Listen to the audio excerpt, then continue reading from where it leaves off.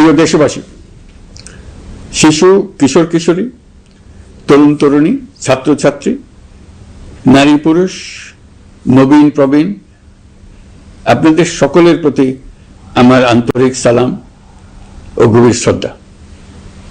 আসসালামু আলাইকুম।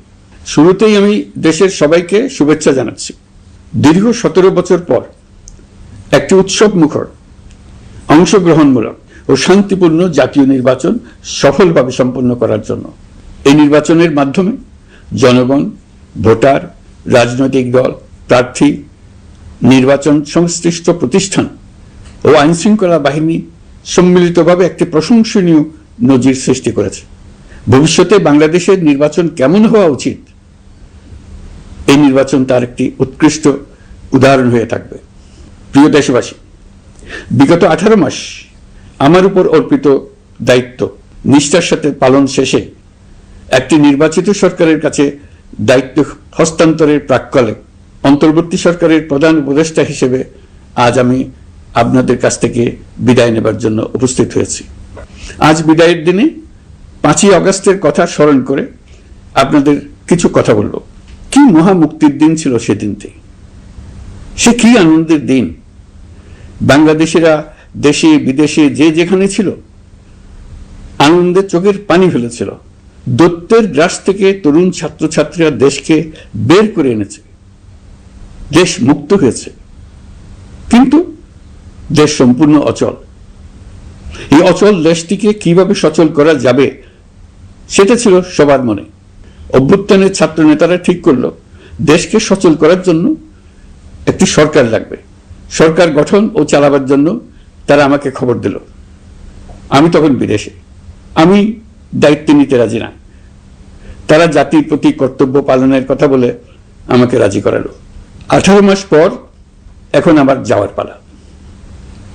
আমি আজ আমার কাজ হতে বিদায় নিতে আপনাদের সামনে এসেছি।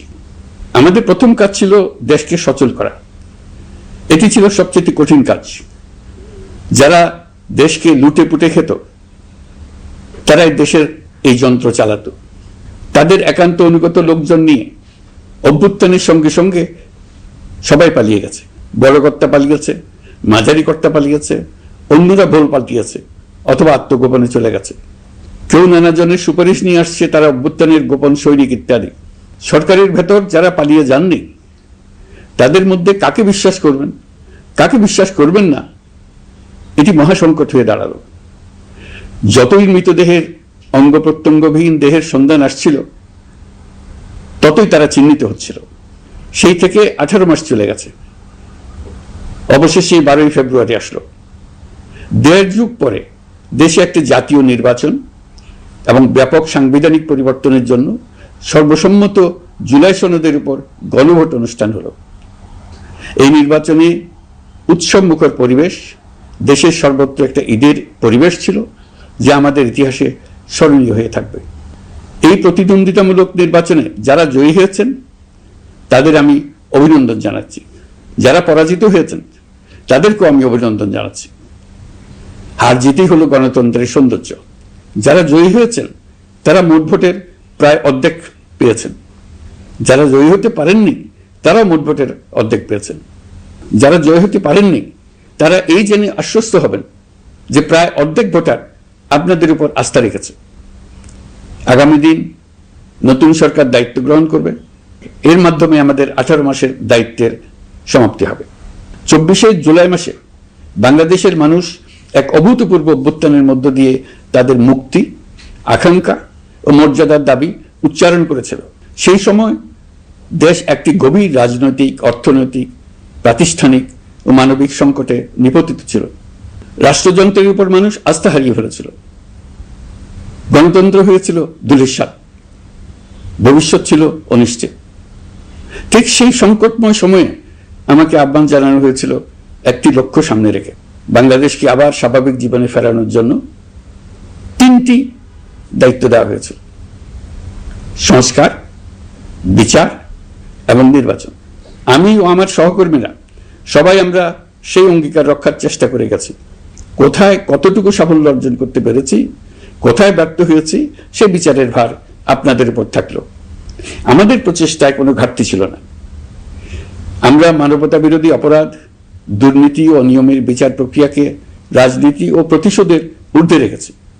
আমরা ভঙ্গুর প্রতিষ্ঠানগুলোর প্রশাসনিক, বাণিজ্যিক, আর্থিক সংস্কারে হাত দিয়েছি, যাতে ভবিষ্যতে কোনো সরকার জনগণের ইচ্ছার বিরুদ্ধে নিজেকে স্থাপন করতে না পারে। আর সর্বোপরি আমরা একটি উৎসবমুখর, অবাধ, নিরপেক্ষ, শান্তিপূর্ণ, পরিচ্ছন্ন ও বিশ্বাসযোগ্য জাতীয় নির্বাচনের আয়োজন করেছি, যার মাধ্যমে জনগণ আবার তাদের ভোটাধিকার ফিরে পেয়েছে। এই নির্বাচন কেবল একটা ক্ষমতা হস্তান্তরের প্রক্রিয়া নয়, এটি বাংলাদেশের গণতান্ত্রিক ব্যবস্থার নতুন অভিযাত্রার সূচনা, নতুন বাংলাদেশের জন্ম। এই অর্জনের পেছনে যারা ছিলেন, জুলাইয়ে রাস্তায় নেমে আসা প্রতিবাদকারী তরুণ তরুণীরা, সেই সাহসী মানুষগুলো, শহীদ আহতরা, তাদের প্রতি আমি গভীর শ্রদ্ধা ও কৃতজ্ঞতা জানাচ্ছি।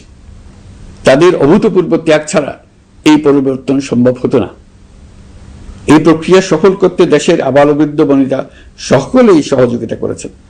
প্রাতিষ্ঠানিক দিক থেকে দেশের রাজনৈতিক দলসমূহ, নির্বাচন কমিশন, সকল আইনশৃঙ্খলা বাহিনী, সশস্ত্র বাহিনী, সরকারি কর্মকর্তা কর্মচারী ও প্রশাসনের প্রতিটি স্তরের সদস্যরা আন্তরিক সহযোগিতা করেছেন।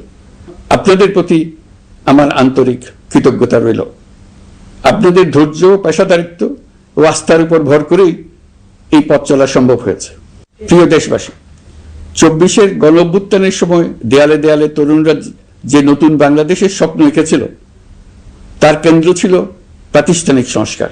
সেই প্রত্যাশা বাস্তবায়নে অন্তর্বর্তী সরকার প্রায় 130টি নতুন আইন ও সংশোধনী প্রণয়ন করেছে এবং প্রায় 600টি নির্বাহী আদেশ জারি করেছে, যার প্রায় 84% ইতিমধ্যে বাস্তবায়িত হয়েছে। এই সংস্কার সমূহ নাগরিক অধিকারকে সংহত করেছে, বিচার ব্যবস্থাকে শক্তিশালী করেছে এবং গুম, খুন ও বিচার বহির্ভূত হত্যার সংস্কৃতি যেন আর কখনো ফিরে না আসে সেটা নিশ্চিত করেছে। আমরা দায়িত্ব গ্রহণের সময় দেশের আইন শৃঙ্খলা পরিস্থিতি ছিল অত্যন্ত ভঙ্গুর। থানাগুলো ছিল পুলিশ শূন্য, জনগণের মধ্যে আস্থার বদলে ভয় ও শঙ্কা তৈরি হয়েছিল। ধাপে ধাপে আমরা সেই অবস্থার পরিবর্তন ঘটিয়েছি। আজ পুলিশ আর মারণাস্ত্র ব্যবহার করে না, বেআইনিভাবে কাউকে তুলে নিয়ে যায় না, বন্দুক যুদ্ধের নামে হত্যা করে না, পুলিশ ও গোয়েন্দা বাহিনীর ভয়ে কাউকে ডিলিট বাটন চাপতে হয় না। জনবান্ধব ও জবাবদিহিমূলক বাহিনী হিসেবে গড়ে তোলার লক্ষ্যে পুলিশ কমিশন অধ্যাদেশ 2025 প্রণয়ন করা হয়েছে। বিচার বিভাগকে স্বাধীন ও শক্তিশালী করতে পৃথক সচিবালয় গঠন, বিচারক নিয়োগের স্বচ্ছ কাঠামো এবং দেওয়ানি ও ফৌজদারি আইনে যুগান্তকারী সংস্কার করা হয়েছে। সেপারেশন অব জুডিশিয়ারির জন্য মাজদার হোসেন মামলার রায় আমরা বাস্তবায়ন করে গেলাম। গুমকে মানবতার বিরুদ্ধে অপরাধ হিসেবে স্বীকৃতি দিয়ে আন্তর্জাতিক অপরাধ ট্রাইব্যুনাল আইন সংশোধন করা হয়েছে। বিচার প্রক্রিয়াকে স্বচ্ছ করতে রায় সরাসরি সম্প্রচারের সুযোগ, বিদেশি আইনজীবী নিয়োগ এবং অন্তর্বর্তী আপিলের বিধান যুক্ত করা হয়েছে। বাংলাদেশ যেন আর কখনো মানবাধিকারহীন রাষ্ট্রে পরিণত না হয় সেই লক্ষ্যে জাতীয় মানবাধিকার কমিশন অধ্যাদেশ জারি করা হয়েছে এবং কমিশন গঠন করা হয়েছে। প্রিয় দেশবাসী, একটি সমাজ তখনই উন্নত হয় যখন তার নারীরা নিরাপদ, সম্মানিত ও সমান অধিকারপ্রাপ্ত। উন্নয়ন তখনই টেকসই হয় যখন নারীরা সিদ্ধান্ত গ্রহণে, অর্থনীতিতে, শিক্ষায় ও নেতৃত্বে সমানভাবে অংশ নিতে পারেন। যে নতুন বাংলাদেশের স্বপ্ন আমরা দেখছি, নারীদের অগ্রযাত্রা ছাড়া তা গড়ে তোলা সম্ভব নয়। নারী ও শিশু সুরক্ষা, যৌন হয়রানি প্রতিরোধ অধ্যাদেশ, পারিবারিক সহিংসতা প্রতিরোধের অধ্যাদেশ এবং নারী ও শিশু নির্যাতন দমন আইন সংশোধন করা হয়েছে। নতুন এসব আইনের মাধ্যমে কর্মক্ষেত্রে ও শিক্ষা প্রতিষ্ঠানে নারীদের হয়রানি প্রতিরোধ ও সুরক্ষা নিশ্চিত করার পথ সুগম করা হয়েছে।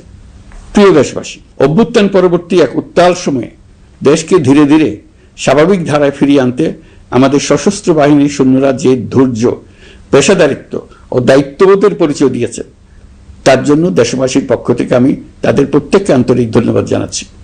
একই সঙ্গে বিশেষভাবে উল্লেখ করতে চাই, যখনই কোনো সংকটময় পরিস্থিতির উদ্ভব হয়েছে, তখনই দেশের রাজনৈতিক নেতৃত্ব আমাদের আহ্বানে তাৎক্ষণিকভাবে সাড়া দিয়েছেন এবং সহযোগিতার হাত বাড়িয়ে দিয়েছেন। এই পারস্পরিক দায়িত্ববোধ ও সংযমই দেশকে অস্থিরতার পথ থেকে স্থিতিশীলতার দিকে এগিয়ে নিতে সহায়ক হয়েছে। স্বৈরাচারের 16 বছরে এদেশের রাজনৈতিক নেতাকর্মীরা যে ভয়াবহ নিপীড়ন, মামলা হামলা, গুম ও হত্যার শিকার হয়েছেন তা আমাদের জাতির জন্য এক গভীর বেদনাদায়ক শিক্ষা। এই অভিজ্ঞতা আমাদের স্মরণ করিয়ে দেয় যাতে ভবিষ্যতে আর কখনো কোনো জালেম মাথাচাড়া দিয়ে উঠতে না পারে, যেন আর কখনো ফেসিবাদ প্রতিষ্ঠিত না হয়, শত শত আইনাঘর সৃষ্টি না হয়, বিচার বহির্ভূত হত্যা ফিরে না আসে। সেই জন্য কেবল রাজনৈতিক অঙ্গীকারই যথেষ্ট নয়, প্রয়োজন ন্যায় বিচার নিশ্চিত করার লক্ষ্যে বিচার ব্যবস্থা ও রাষ্ট্রীয় কাঠামোর মৌলিক ও গভীর সংস্কার। এই উপলব্ধি থেকেই অন্তর্বর্তী সরকার তার সংস্কার কর্মসূচিকে সর্বোচ্চ অগ্রাধিকার দিয়েছে।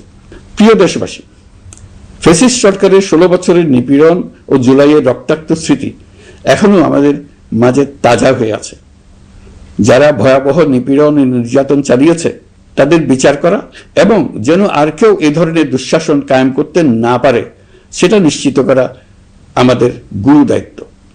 বিচার একটা চলমান প্রক্রিয়া। একাধিক ট্রাইব্যুনাল বর্তমানে সক্রিয়ভাবে কাজ করছে। ইতিমধ্যে একাধিক মামলার রায় ঘোষণা হয়েছে।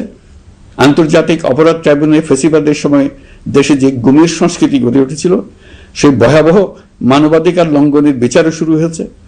বেশ কিছু মামলার বিচারিক কার্যক্রম এখন শেষের পথে। আমরা আশা করছি আগামী দিনগুলোতেও বিচারিক প্রক্রিয়া অত্যন্ত নিরপেক্ষ ও স্বচ্ছতার সঙ্গে এগিয়ে যাবে।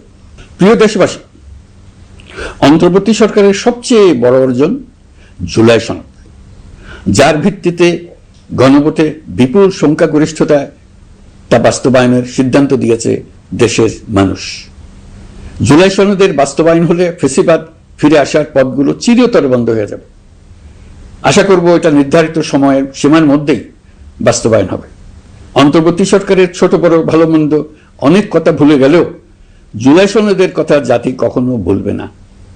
এই সনদ রচনা এবং গণভোটে পাশ করানোর জন্য আমি সকল রাজনৈতিক দল, সামাজিক সংগঠন, অধিকার রক্ষা প্রতিষ্ঠান যারা অক্লান্ত পরিশ্রম করেছে তাদের সবাইকে আজ অভিনন্দন জানাচ্ছি। এই নির্বাচনে প্রথমবারের মতো প্রবাসীদের ভোট দেওয়ার সুযোগ সৃষ্টি করা হয়েছে। যখন একজন ভোটার গর্ব করে এই নির্বাচন ও গণভোটে ভোট দেওয়ার অভিজ্ঞতা সোশ্যাল মিডিয়ায় বলে, তখন একজন নাগরিক হিসেবে আমি আনন্দ ধরে রাখতে পারি না। আমি আশা করি এই প্রক্রিয়ায় ভবিষ্যতে আরো অনেক বেশি প্রবাসীরা নিশ্চিন্তে অংশগ্রহণ করতে পারবে। প্রিয় দেশবাসী, আমরা দায়িত্ব গ্রহণের সময় অর্থনীতি ছিল বিপর্যস্ত, ব্যাংকিং ব্যবস্থা ভেঙে পড়েছিল, অর্থ পাচার ছিল লাগামহীন। আমরা রাজস্ব ব্যবস্থাপনা, করনীতি, মুদ্রা ব্যবস্থাপনা, আর্থিক খাতে কাঠামোগত সংস্কার এনেছি। তলাবিহীন অর্থনীতি আমাদের জন্য রেখে গিয়েছিল আগের ফেসিবাদী সরকার। কেন্দ্রীয় ব্যাংক বাণিজ্য ব্যাংককে ফতুর করে দিয়ে গেছে, $234 বিলিয়ন পাচার করে নিয়ে গেছে, বিশাল ঋণের বোঝা রেখে গেছে। এইসব আমাদের জানা কথা। আমরা যারা এই অর্থনীতি আবার চালু করার দায়িত্ব পেয়েছিলাম তারা দিশা খুঁজে পাচ্ছিলাম না। এখন যাবার সময় স্বস্তি পাচ্ছি যে আমরা অবস্থার মোকাবেলা করতে পেরেছি এবং নতুন অর্থনীতির বুনিয়াদ রচনা করে রেখে যেতে পারছি। এখন আর পাওনাদাররা আমাদের তাড়া করতে আসবে না। আন্তর্জাতিক লেনদেনে আমরা চোখে অন্ধকার দেখব না। আমাদের রিজার্ভের পরিমাণ এখন $34 বিলিয়ন। আমাদের দেশপ্রেমিক প্রবাসী ভাই বোনদের রেমিটেন্সের টাকায় এই রিজার্ভ ক্রমেই বাড়ছে। নিত্য প্রয়োজনীয় পণ্যের দাম নিয়ন্ত্রণে সরবরাহ বৃদ্ধি করা হয়েছে। টিসিবির কার্যক্রম সম্প্রসারিত হয়েছে। বাজার তদারকি ও মজুতদারির বিরুদ্ধে কঠোর ব্যবস্থা নেওয়া হয়েছে। এর ফলে খাদ্য মূল্যস্ফীতি উল্লেখযোগ্যভাবে কমেছে।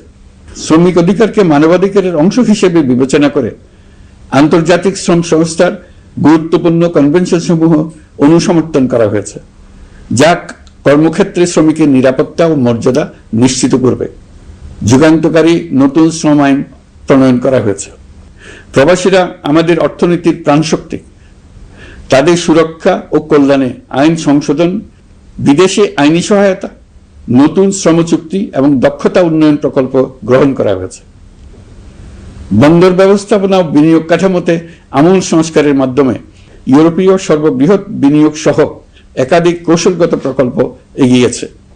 ব্লু ইকোনমির সম্ভাবনা কাজে লাগাতে গভীর সমুদ্র বন্দর, মৎস্য ও আধুনিক টাউনশিপ উন্নয়নে নতুন কর্তৃপক্ষ গঠন করা হয়েছে। প্রিয় দেশবাসী, পররাষ্ট্রনীতিতে বাংলাদেশের সার্বভৌমত্ব, জাতীয় স্বার্থ ও দেশের মর্যাদা, এই তিনটি মূল ভিত্তি আমরা দৃঢ়ভাবে পুনরুদ্ধার করতে সক্ষম হয়েছি। নতজানু পররাষ্ট্রনীতি কিংবা অপর দেশের নির্দেশনা ও পরামর্শ নির্ভর বাংলাদেশ এখন আর নয়। আজকের বাংলাদেশ নিজের স্বাধীন স্বার্থ রক্ষায় আত্মবিশ্বাসী, সক্রিয় ও দায়িত্বশীল। বিশ্বের সকল দেশের সঙ্গে পারস্পরিক সম্মান ও স্বার্থের ভিত্তিতে সম্পর্ক গড়ে তুলতে আমরা প্রতিশ্রুতিবদ্ধ।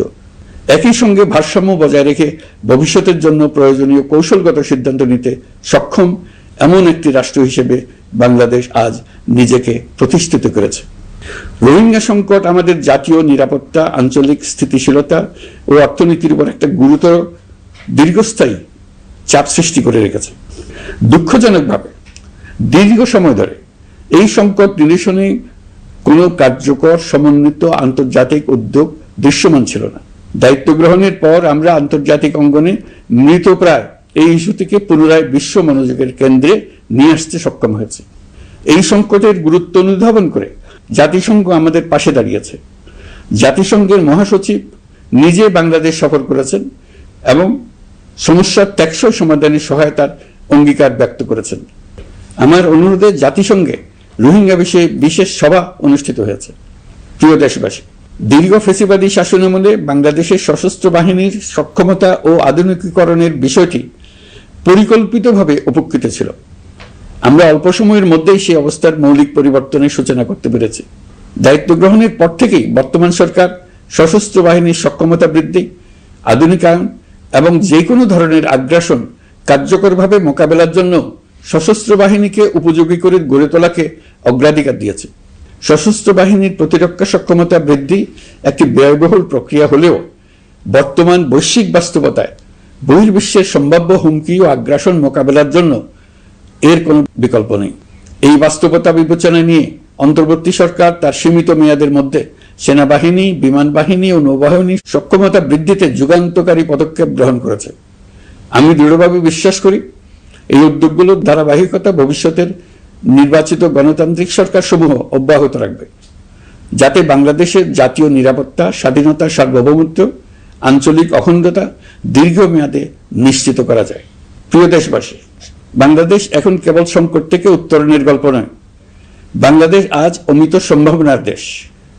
আমাদের ছেলে মেয়েরা অসীম সম্ভাবনা নিয়ে জন্মায়। এটি সাহসী, সৃজনশীল, উদ্যমী তরুণদের দেশ। তাদের দরকার উপযুক্ত শিক্ষা, বিশ্বমানের প্রশিক্ষণ এবং এমন একটি রাষ্ট্র ব্যবস্থা যেখানে মেধা ও পরিশ্রম ও সততার মূল্য আছে। সারা বিশ্বে অর্থনৈতিক কর্মকাণ্ড পরিচালনায় প্রতি বছর বিপুল সংখ্যক দক্ষ, কর্মঠ, শৃঙ্খলাবদ্ধ কর্মীর প্রয়োজন তৈরি হচ্ছে, আর বাংলাদেশে আছে কর্মক্ষম বিপুল তরুণ সম্প্রদায়। আমরা যদি এই বৈশ্বিক চাহিদা পূরণে উপযুক্ত পদক্ষেপ গ্রহণ করি, তাহলে জাপান, কোরিয়া, মধ্যপ্রাচ্য, ইউরোপ, উত্তর আমেরিকা সহ সবাই চাইবে বাংলাদেশের তরুণ তরুণীদের শ্রম, মেধা ও সৃজনশীলতা ব্যবহার করতে। আমরা হয়ে উঠতে পারি তাদের জন্য পছন্দের একটা নির্ভরযোগ্য, দক্ষ জনশক্তি সরবরাহকারী দেশ। আমাদের খোলা সমুদ্র কেবল ভৌগোলিক সীমারেখা নয়, এটি বাংলাদেশের জন্য বিশ্ব অর্থনীতির সঙ্গে যুক্ত হওয়ার উন্মুক্ত দরজা। নেপাল, ভুটান ও সেভেন সিস্টার্সকে নিয়ে এই অঞ্চলে অর্থনৈতিক সমৃদ্ধির বিশাল সম্ভাবনা রয়েছে। অর্থনৈতিক অঞ্চল, বাণিজ্যিক চুক্তি ও শুল্কমুক্ত বাজারে প্রবেশের সুযোগের মধ্য দিয়ে এই অঞ্চলে একটি বৈশ্বিক উৎপাদন কেন্দ্র হিসেবে গড়ে ওঠার শক্তিশালী ভিত্তি প্রতিষ্ঠিত হবে। আমাদের বন্দরগুলোর দক্ষতা আন্তর্জাতিক পর্যায়ে নেবার জন্য সেরা আন্তর্জাতিক বন্দর পরিচালনা কোম্পানির সঙ্গে চুক্তির কাজে আমরা অনেক এগিয়ে এসেছি। এর দক্ষতা বাড়াতে না পারলে আমরা অর্থনৈতিক অর্জনে পিছিয়ে যাব। প্রিয় দেশবাসী, সম্প্রতি বাংলাদেশের সঙ্গে যুক্তরাষ্ট্রের একটি গুরুত্বপূর্ণ দ্বিপাক্ষিক বাণিজ্য শুল্ক চুক্তি সম্পন্ন হয়েছে। এই চুক্তি কেবল একটা বাণিজ্যিক সুবিধা নয়, এটি বাংলাদেশের অর্থনীতি, কর্মসংস্থান, শিল্পায়ন এবং আন্তর্জাতিক কূটনৈতিক অবস্থানকে দীর্ঘমেয়াদে শক্তিশালী করার জন্য একটি কৌশলগত ভিত্তি হিসেবে কাজ করবে। এই চুক্তির ফলে যুক্তরাষ্ট্রের বাজারে বাংলাদেশের জন্য প্রযোজ্য পারস্পরিক শুল্কভার রেসিপ্রোকাল ট্যারিফ 37% থেকে 19% কমে এসছে। এই চুক্তির একটা বিশেষ দিক হল যুক্তরাষ্ট্রে উৎপাদিত তুলা ও কৃত্রিম তন্তু ব্যবহার করে তৈরি পোশাক পণ্যে শূন্য পারস্পরিক শুল্ক সুবিধা। এটা একটা মস্ত বড় সুবিধা। এর মাধ্যমে যুক্তরাষ্ট্রের বাজারে শুল্ক সুবিধা পাওয়ায় বাংলাদেশি পোশাক আরো কম দামে যুক্তরাষ্ট্রে প্রবেশ করবে।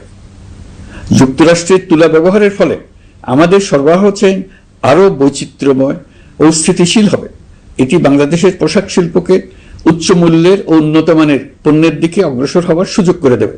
প্রিয় দেশবাসী, বাংলাদেশের অর্থনৈতিক ভবিষ্যৎ টেকসই, বৈচিত্র্যময় ও প্রযুক্তি নির্ভর করার লক্ষ্যে জাপানের সঙ্গে সম্পাদিত অর্থনৈতিক অংশীদারিত্ব চুক্তি একটি ঐতিহাসিক ও কৌশলগত অগ্রগতি।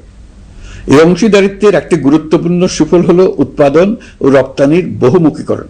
জাপানের সঙ্গে সহযোগিতার ফলে অটোমোবাইল যন্ত্রাংশ, ইলেকট্রনিক্স, রেলওয়ে সরঞ্জাম, গ্রিন টেকনোলজি এবং উচ্চ মূল্যের শিল্পপণ্যে বাংলাদেশ ধাপে ধাপে যুক্ত হতে পারবে। এতে আমাদের ঝুঁকি কমবে এবং বৈশ্বিক বাজারে বাংলাদেশের অবস্থান আরো শক্তিশালী হবে। পৃথিবীর শিল্পোন্নত দেশগুলো আমাদের দেশে বিনিয়োগ করবে শুধু জাপানে শুল্কমুক্ত রপ্তানির সুবিধা গ্রহণ করার জন্য। প্রিয় দেশবাসী, আমরা চীনের সাথে আমাদের উন্নয়ন সহযোগিতা গভীরতর করেছে। গত বছর মার্চে বেজিংয়ে চীনের প্রেসিডেন্ট শি জিনপিং এর সাথে বৈঠকে আমরা দুদেশের মধ্যকার কৌশলগত অংশীদারিত্বকে নতুন পর্যায়ে উন্নীত করার প্রত্যয় ব্যক্ত করেছে। ইতিমধ্যে তিস্তা নদীর সামগ্রিক ব্যবস্থাপনা ও পুনর্বাসন প্রকল্পের বিষয়ে উল্লেখযোগ্য অগ্রগতি হয়েছে। নীলফামারীতে 1000 শয্যার একটি আন্তর্জাতিক মানের হাসপাতাল তৈরিতে দুদেশ একমত হয়েছে। এই কাজটি আমরা এগিয়ে নিতে পেরেছি।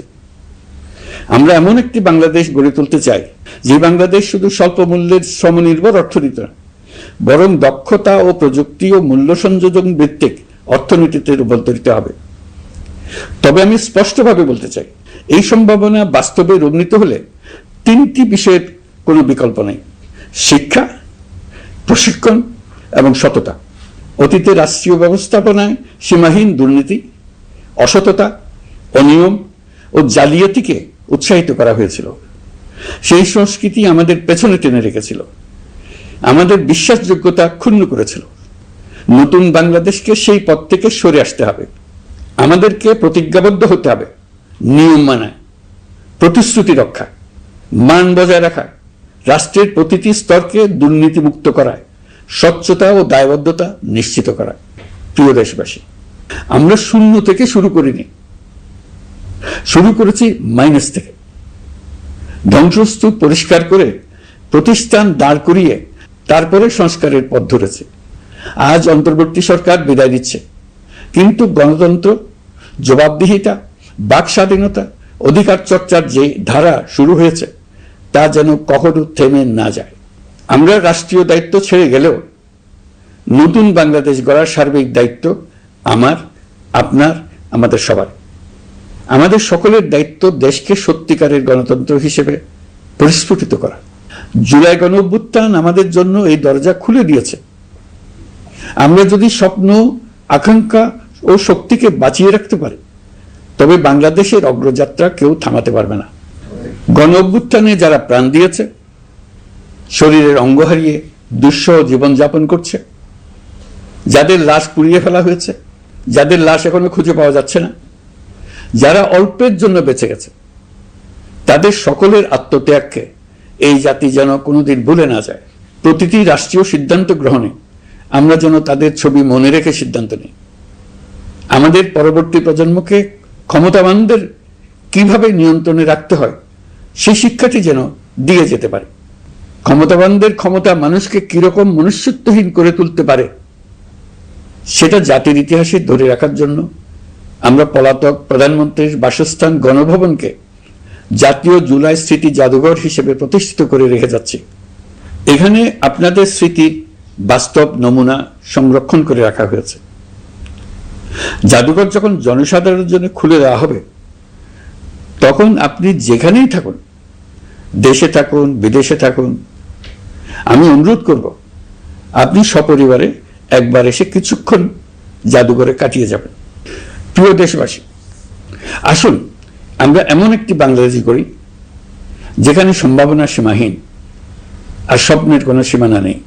গত 18 মাসে ক্রমান্বয়ে এদেশের মানুষের মধ্যে গণতন্ত্র একটি কল্যাণমূলক শাসন ব্যবস্থা, বাক স্বাধীনতা, ক্ষমতাকে প্রশ্ন করতে পারা, সমালোচনা করতে পারা, জবাবদিহিতায় আনতে পারার যে চর্চা শুরু হলো, উৎসবমুখর পরিবেশে নির্বাচন আয়োজন করে জনগণের অধিকার নিশ্চিত হলো, এই ধারা যেন কোনো রকমেই হাতছাড়া হয়ে না যায়। আমি বিশ্বাস করি বাংলাদেশের আপামর জনসাধারণ এবং সকল রাজনৈতিক পক্ষ ইস্পাত কঠিন ঐক্যের মাধ্যমে এই ধারাকে আগামী দিনগুলোকে রক্ষা করবে, সমৃদ্ধ করবে। অধিকারের বিষয়, দেশের স্বাধীনতা সার্বভৌমত্বের বিষয়, পরবর্তী প্রজন্মের জন্য একটি সুন্দর বাংলাদেশ গড়ে তোলার প্রত্যয়ে দৃঢ় থাকতে হবে। দলমত, ধর্ম, বর্ণ, নারী পুরুষ নির্বিশেষে সবাইকে আহ্বান জানাই একটি ন্যায়ভিত্তিক, মানবিক ও গণতান্ত্রিক বাংলাদেশ গড়ে তোলার সংগ্রাম অব্যাহত রাখতে। এই আহ্বান জানিয়েই আমি অত্যন্ত আশাবাদের সঙ্গে আজ আপনাদের কাছ থেকে বিদায় নিচ্ছি। দেশের শিশু, কিশোর কিশোরী, তরুণ তরুণী, ছাত্রছাত্রী, নারী পুরুষ, নবীন প্রবীণ, আমার দায়িত্ব থেকে বিদায় নেবার এই প্রাক্কালে আপনাদের সকলের প্রতি আন্তরিক ধন্যবাদ জানাচ্ছি। আমার জন্য দোয়া করবেন। মহান আল্লাহ আমাদের সকলের সহায় হন। আল্লাহ হাফেজ।